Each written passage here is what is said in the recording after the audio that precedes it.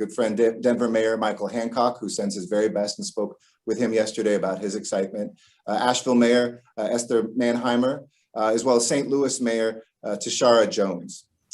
Look, we as mayors are known for talking, for giving speeches, using our words as megaphones to serve our cities. But for many of us, I think this year hasn't been just defined by words and by talking. It's been defined by days, by weeks, by months that we've spent listening. And this is a moment for America to reckon, not just with its past with words, but to continue the movement with actions. To address racism in America, America has to address racism. And we've listened to the cries of our most vulnerable over this past year in our communities, those who are struggling to keep their children on track, those who are wrestling to keep their families healthy. We've listened to communities who have been hit hard, twice, sometimes 3 times as hard by the scourge of disease and unemployment. We've been listening to the demands and the demonstrations, the urgent calls of justice from young people who have seen far too much and Americans who have waited for far too long, families who have borne too steep a share of economic suffering. And this year has shown us in some of the starkest possible terms that while America is a land of opportunity for some, it remains a place of injustice, inequality, and indignity for too many of our Black brothers and sisters. It remains unequal for the descendants of those who were forced onto slave ships, uprooted from their lives, uprooted from their loves, stripped of their humanity and their dignity and their rights. It remains unfair for the descendants of those surveilled by slave patrols and held back by Black codes, those confined and controlled by the regime of Jim Crow. It remains unjust for the descendants of those blocked from building wealth by redlining and discrimination in lending, those denied the basics of safety and security by the gun or the badge or the knee pushed on their necks. These are tough things to face for many in America, but they are part of our collective history. And it's impossible to consider the state of our cities or the prosperity of our country without talking about the truths of our nation. So it is with an open heart and a determined gut that we come together today. It's futile to try to close the vast gulf that separates Black people from whites in wealth and health and education without addressing the trauma of slavery, the abomination of human bondage. And yet, for all the talk in this country, we've never really done that. We've never had a serious solutions-oriented conversation about restitution to enslaved people or to their descendants. We've never adequately addressed the fact that in America, the average Black family earning $100,000 a year lives in a neighborhood with an average income of $54,000 a year. Or that in my city, not just the 10-to-1 wealth gap, but a nearly 100-to-1 wealth gap between white and Black families exists. We've never passed legislation at the national level to so much as explore repairing the harm done by America's original sin. I was just looking at a motion that I seconded in 2007 in our city council, calling on our nation to pass HR 40, which I want to thank Sheila Jackson Lee and all who have come before her, John Conyers, who've pushed for years to get this country to just start that conversation. So, as mayors often do, we're helping the nation, but we're also going to be doing it for ourselves right here and right now. A group of mayors who see the impact in our cities and our neighborhoods. We come from cities large and small, urban and suburban, from the cradle of the South to the heartland of the Midwest. And we know that we have an obligation to listen to the booming truths of our past and to those who are still held captive to them in our present. To people like Ta-Nehisi Coates, who wrote in a letter to his teenage son, the entire narrative of this country argues against the truth of who you are. We cannot let that stand. And today we will not. So today we launch Mayors Organized for Reparations and Equity, or MORE. So each of us does something more, makes more of a commitment to justice, more of a commitment to wealth building, more of a commitment to a society that includes everybody, more of a commitment to a country that faces its past because we know our prosperity in the future depends on it. This is the work of reparations, and we are each making 3 commitments today. 1, we commit to supporting HR 40. Calling on Congress to establish the Commission to Study and Develop Reparation Proposals for African Americans Act. 2nd, we commit to form an advisory committee made up of local Black-led organizations and leaders to formally advise us as mayors on an approach to reparations and to identify sources of funding. And third, we commit to establishing pilot reparations programs targeted at a cohort of Black residents. These will vary in style and scope, and they would serve as proof of concept in this movement so we can move from the abstract to the concrete. Let me be clear, cities will never have the funds to pay for reparations on our own. This is a national conversation, but just like the movement for a guaranteed basic income, just as we've done with free community college, when we have the laboratory of cities show that there is much more to embrace than to fear, we know that we can inspire national action as well. Let me close with this and then introduce my colleagues who will be even more eloquent than anything I've said. Tomorrow we will mark Juneteenth, the day that Union soldiers arrived in Galveston, Texas, heralding the end of the Civil War and the beginning of freedom for those who were enslaved. It wasn't the end of that story, but it was the beginning of the end of that story.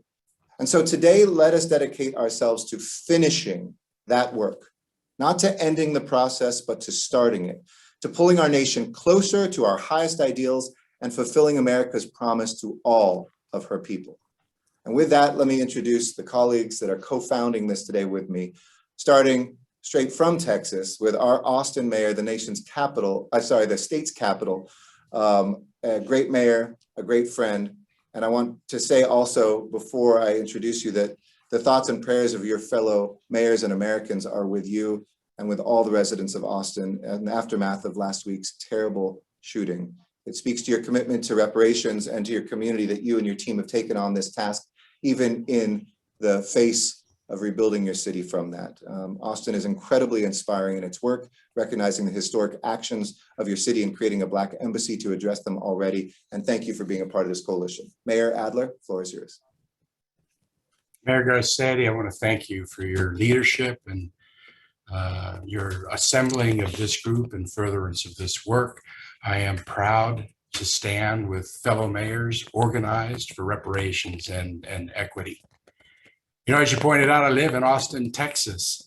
Maybe you know it as a strong presence and voice for progressive culture and policies. A city where, truthfully, only a small number harbor racist attitudes in their heart. We look at history of racism in our past and we condemn it. We speak loudly and forcefully when we condemn it and when we see it. Yet, even in Austin, Texas, as in many communities around the country, but in Austin, Texas, we're in the top quarter of the nation's cities for being economically and geographically segregated. Even in Austin, Texas, the life expectancy of a child on the west side of our town is a full 10 years longer than a child that's raised on the east side of our town. Austin's Eastern Crescent, where we have higher concentrations of communities of color. In Austin, Texas, we have minorities substantially and significantly less likely to own their own businesses. In Austin, Texas, minorities substantially and significantly earning less than their nine non-minority counterparts. You can see this illness, this harm throughout our community, in our systems, and in our institutions. How can that be in a city like Austin, Texas? Again, our story's not too dissimilar from other cities around the country. In our city, in 1928, our council approved a master plan that separated Austinites with race as a sole factor. It created a Negro district, and it denied utilities to people that found themselves in the wrong part of town. Lots of actions like that, institutionalized and systemic. In 1938, the city actually seized the land of Emancipation Park. It was Austin's original Black-owned Juneteenth parade ground through eminent domain for a housing project. It is these past actions that today have a continuing impact on our communities. It is not enough to condemn racism. It is not enough to even recognize the racism and call it out when we see it, although those are really important things to do. The truth is that we need to atone for that past. And beyond atoning for that past, and as a part of that atonement, we have to make good on the debt that was created the debt that we owe to those that were systematically and institutionally precluded from opportunity. You know, there are too many people among us for which those acts were harmful, and their impacts continue today, but also most of us who benefited and profited from those same activities. That's why Austin has taken the action, Mayor Garcetti, that you speak about in your 3 points. We have resolved to reject bigotry and racism in our city. We have formally apologized for our participation in the enslavement of Black people and the work that our city historically has done. And we have resolved to make good on that debt. Working with our school districts and our county, with the LBJ School at the University of Texas and Houston-Tillotson, we are moving toward pilot programs, completion of pilot programs to take a look at how we make good on that debt. We're looking at city-owned assets right now that we can turn to that task and to that goal. We're going to take the action because we recognize that only through this work can we make good on the promise and potential of everyone in our community. Mayor Garcetti, thank you for organizing the mayors in this goal.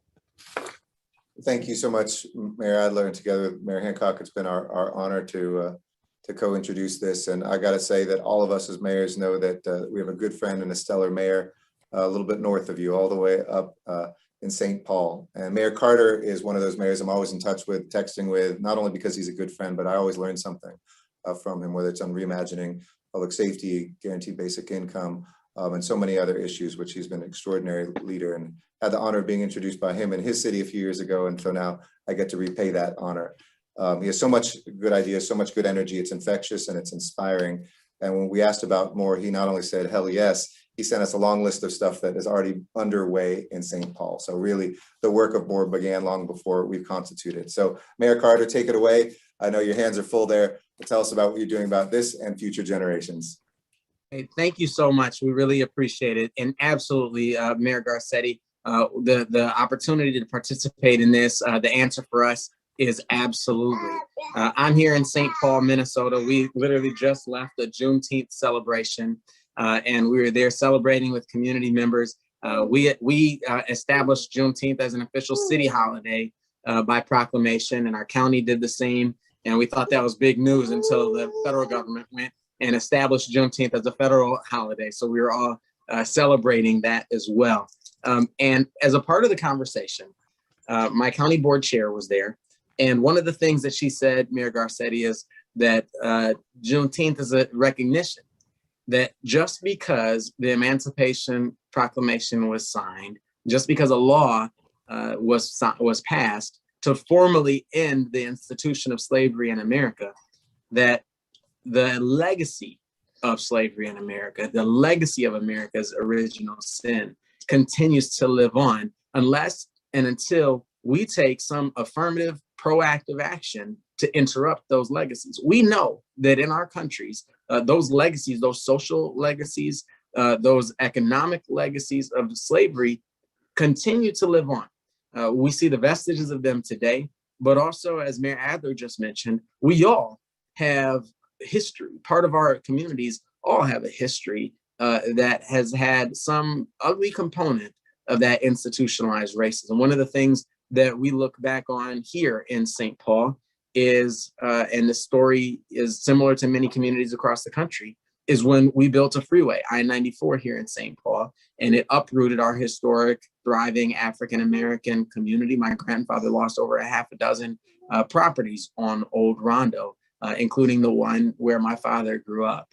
And that project alone, that happened all over our country, but that project alone right here in St. Paul is estimated to have stolen over $90 million of wealth in today's dollars, just from our St. Paul African-American community. We know that these stories like this play out over and over and over and over and over. And sometimes Mayor Garcetti, we try to separate ourselves from those stories and say, well, I wasn't in City Hall when that happened, or I wasn't at the state capitol when that happened, or I wasn't even alive when that happened. But we know that our communities have prospered, our companies have prospered, many of our families have prospered as a direct result of the legacy of slavery in America. And I was having this conversation with someone here, and we were able to agree that if I was rich and he was poor, and that my wealth came from my great-grandfather stealing from his great-grandfather, that might not be the end of the conversation. We'd still have to pursue that conversation further. That's what this conversation about reparations is about. It's how we acknowledge finally. It's about how we turn the page finally. It's about how we finally bring some resolution to the fact that our country for hundreds of years legally practiced the practice of kidnapping, enslaving African captives here on this soil. And that every aspect of our American economy, every single aspect of our American economy is built on that legacy. That is a legacy that must be acknowledged. That is a legacy that must be recognized. And it's a debt that must be paid. And so I appreciate the opportunity to do this. We in St. Paul, as you mentioned, Mayor Garcetti, we have established, I think we officially passed the resolution here this week, establishing our reparations study commission here in St. Paul to get to work doing that. How do we identify the specific legacies, the specific nexus between our city and the institution of slavery? And also, how do we explore things like that freeway that ran through our old Rondo neighborhood to say we can do better as a community? It is so thrilling and it's so exciting to know that we're not just in this by ourselves in St. Paul, but that we're with Austin and we're with Los Angeles and we're with Tallahassee and we're with so many communities across our country who are committed to this work as well. So thank you very much for the opportunity to participate. Thank you, Mayor Carter. You never disappoint, and thank you for juggling so many things as a father as well. I know mayors are human beings, and sometimes people forget that, but we love seeing you in that role first and foremost. So thank you for your powerful work, and we're going to continue our nation's capitals from Austin to St. Paul to now Sacramento, the capital city in California. And Mayor Darrell Steinberg will speak next. Somebody who has spoken up and spoken out not only against racism, but the work of anti-racism, the active work when it comes again to policing, mental health, especially homelessness. Thank you for joining the coalition. And my dear friend, Mayor Steinberg, the floor is yours. Thank you very much, Mayor Garcetti. What an honor to be part of today's event and to be speaking with my fellow mayors about the issues and the issue of our time.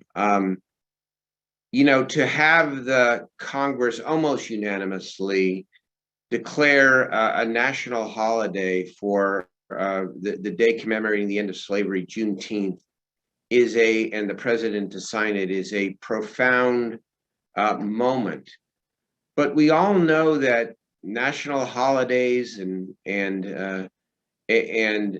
understanding history is only relevant and meaningful if we are committed to learning the lessons of history and acting upon them. And that's why the reparations movement is so important. Our city council on Tuesday unanimously passed our resolution declaring that we are going to commit ourselves as a capital city to taking action to restore the rightful, to make justice and to actually make this movement a reckoning for the African-American community in Sacramento. And I know that there are many ways to address reparations. I know one way that is vital in my city and for cities throughout the country. Traditionally, cities, I think most cities have defined their primary priorities and their core functions as providing services to the people. Public safety, parks, solid waste, all the things we do to function as cities. What has changed in my city and what is changing in cities throughout the country is we are redefining what it means to be a city and what we define as our core priorities for now. It isn't just about providing basic services. It is about taking tax dollars and investing them directly in inclusive economic development, in affordable housing, in mental health, in job creation, in helping African-American entrepreneurs start businesses in neighborhoods throughout our city. And that's a arc that needs to continue.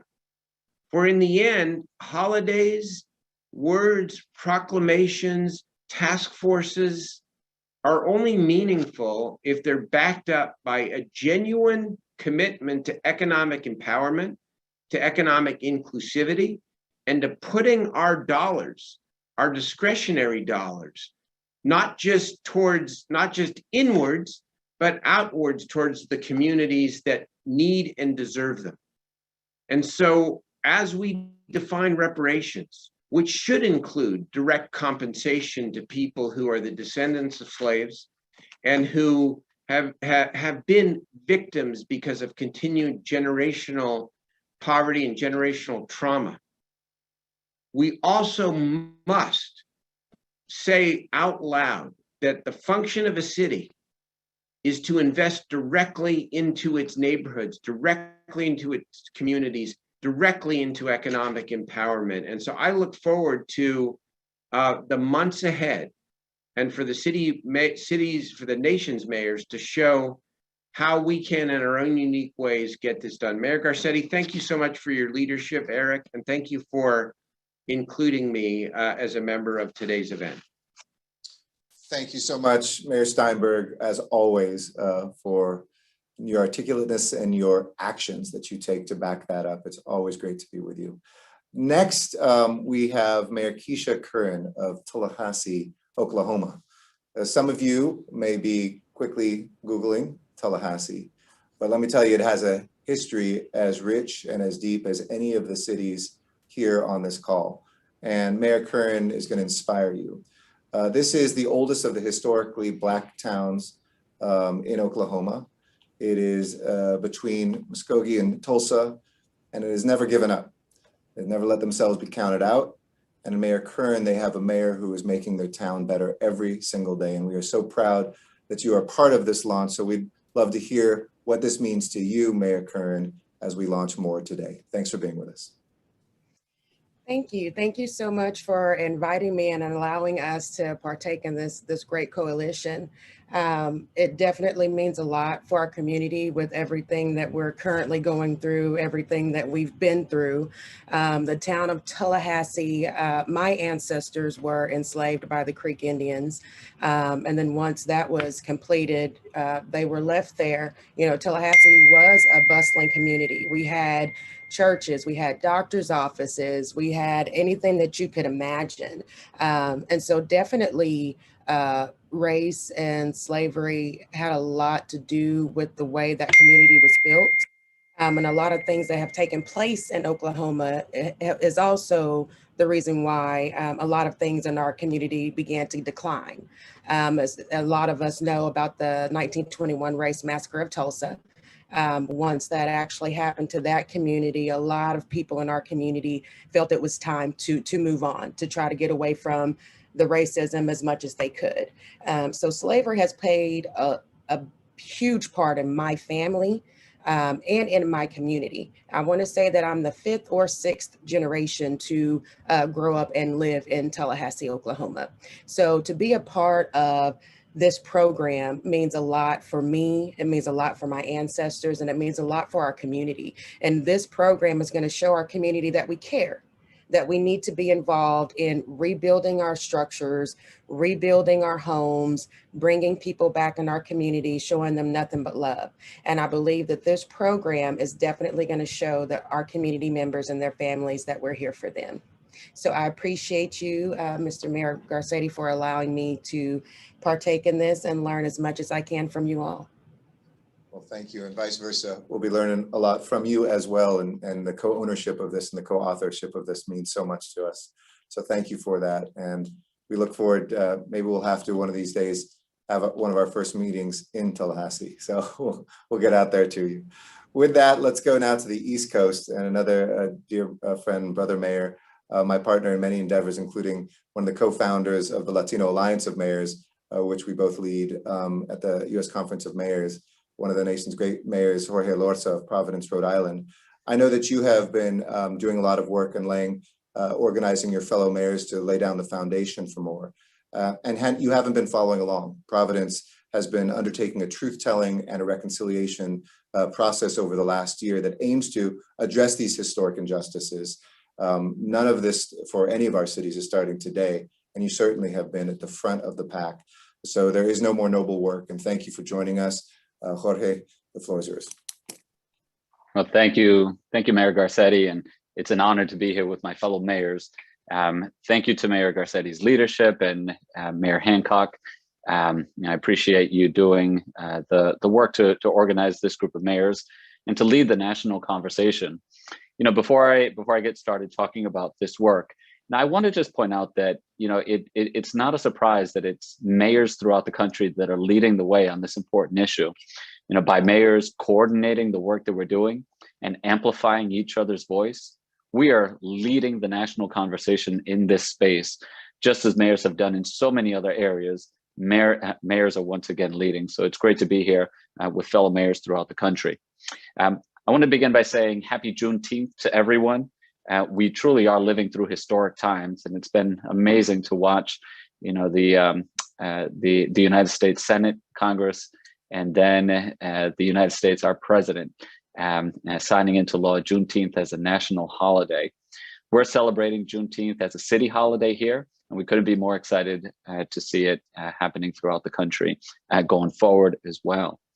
You know, as I've sat down and spoken with members in the Black community here in Providence, you know, what I've come to hear and understand at a deeper level is that the wounds of racial injustice, racial discrimination, and racism run deep. And if we want to make the most out of this moment, then we have to go to the source.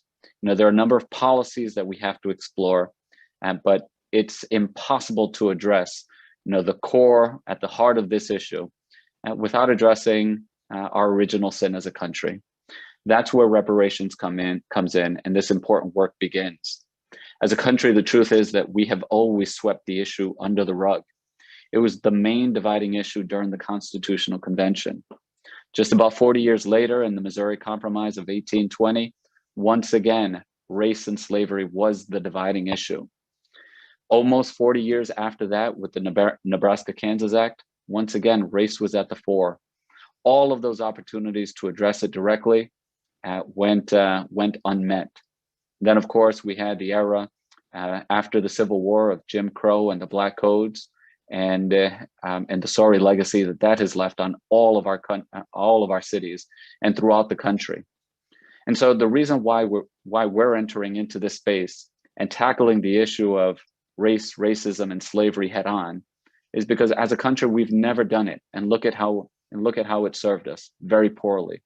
And so let's take a different approach. We are not the first place, we are not the first country to have had these legacy issues.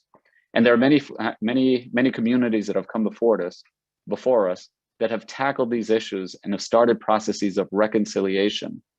So whereas race is commonly thought of or superficially thought of as an inherently divisive issue, we're saying it doesn't have to be this way.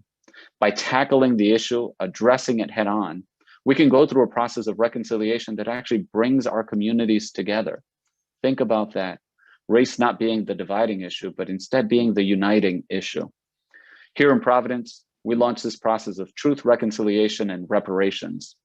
In the truth process, we recently published a 200-page report that looked at our personal history here in Providence of racism, discrimination, and the legacy of slavery, and the impact that it's having today in shaping our community. We want our history to be fingertip knowledge for every resident living throughout the city. And it's our belief that having this information prepares us for the conversation around reconciliation, because we all have this moral instinct inside of us. And when we're confronted, when we see patent injustice in front of us, well, we want to be part of the solution. And that's what my community, that's what our city is stepping up to do. And then as we go through that reconciliation process, we also want to make make right as many of the wrongs of the past. As Mayor Garcetti mentioned, here at the city level, we're ready to do whatever we can do, but it's naive to think that we can make up for all of the wrongs of the past. There's not a single city in America that has the resources or has the capacity to do that. But what we do have the capacity to do is to lead in this space and inspire other levels of government and inspire other institutions to be also part of this reparations conversation. And that's what we're doing here today. For all of those reasons, we are excited and honored to be part of this group and to engage in this work together. And we're looking forward to continue to grow this group, amplify each other's message, and lead the national conversation in this important area. So thank you so much, Mayor Garcetti, and thank you to all the mayors who are committed and engaged in this work. So much, Mayor Lorsa, and thank you for the work that you've already done to inspire us and to help us pave that path forward as well. Finally, and before I introduce him, I should say that Mayor Quentin Lucas right now is at an event with Jim Clyburn. He's hurriedly texting us that it's been going on for a couple hours, so he's not able to give his comments live today, but he certainly will be making them alongside with St. Louis Mayor Tashara Jones, who they are the twin pillars of two extraordinary mayors in Missouri who are leading not only that state forward, but our nation forward too. But finally, let me introduce then Mayor Schewel of Durham, North Carolina, to bring us home. He's been at the front line of this conversation, in some ways the most advanced, alongside with your neighbors in Asheville with Mayor Manheimer. And your leadership has not gone unnoticed. It seems that every layer of Durham has been a leader on these issues, with your council giving you backup by pushing state and federal officials to look directly at reparations, not to mention the scholarship from the universities and professors in your neck of the woods that have been a lot of the research and intellectual foundation for the policies that could move forward. So do you mind sharing a bit about the work you've been doing? And thank you for really one of the very first conversations I had with any mayor about this over a year ago. And thank you for your leadership and everything that you are doing in Durham. Mayor? Thank you so much, Mayor Garcetti. I really so much appreciate your leadership. It's wonderful to be here with my fellow mayors and to be here on this momentous day, the occasion of Juneteenth, but also the occasion of this gathering, which I think is really going to yield wonderful results. There's a mission that runs through so much of the work that we do in Durham, and that mission is to take on here in the heart of the South the devastating legacy of racism, our great national sin, and the devastating legacy of slavery, our great regional sin. We know that it is our African-American neighbors who are disproportionately living in the crumbling public housing that our $95 million affordable housing bond will replace, who are using the bus service we are working to improve, who are overwhelmingly the victims of gun violence, which we are determined to fight, and who need the second chances we are determined to provide. It is our African-American neighbors whose businesses are being left behind while Durham prospers. It is African Americans across the country who are most affected by the ravages of climate change. It is our African American neighbors who've been disproportionately burdened by the health effects and the economic effects of COVID-19. The work we do every day is the work of racial equity. And in the budget we are passing this coming Monday night is a $6 million per year equitable infrastructure program to bring long-needed direct investments to our historically marginalized African American communities. But we also know that all of this work put together, even at its most successful, won't begin to close the racial wealth or income gaps. In fact, in Durham and across the nation, these gaps only continue to widen. That is why in 2018, I asked my city council colleagues to join me to make Durham among the first cities to resolve to join a coalition to petition Congress to enact a comprehensive national program of reparations for all Black American descendants of persons enslaved in the United States. This initiative is essential for America to confront our legacy of racism at the national level. We know that all of our racial equity work here in Durham is not fully sufficient to address the historical legacy of racism or the still prevalent acts of white terrorism in this country and the ongoing harms of racialized mass incarceration, both gun violence and over-policing of Black communities, discrimination in credit, housing and employment, and the enormous racial wealth gap. That wealth gap, more than $10 trillion nationally, is the most powerful economic indicator of the full effects of racial injustice in the United States. And that is why we must advocate for a comprehensive national reparations policy for redress for racial injustice as well as the local work that we are doing every day. As an essential first step, Congress should pass the improved version of House Resolution 40, which would create a federal study commission on reparations. I'm glad to be here today with my fellow mayors to invite others to join this coalition. History has its eyes on us. Together, we can change the course of our nation. So thank you very much, Mayor Garcetti, and my mayoral colleagues. It's wonderful to be here with you today. So much, Mayor Schewel, and thank you to you and Mayor Adler and Mayor Carter and Mayor Curran, Mayor Lorsa, Mayor Steinberg, Mayor Lucas, and everybody who joined us to start this group. If you want to join this movement, or you want your mayor or your city to join this movement, please go to moremayors.org or just email us at moremayors@gmail.com. This is something that is starting with a dozen cities.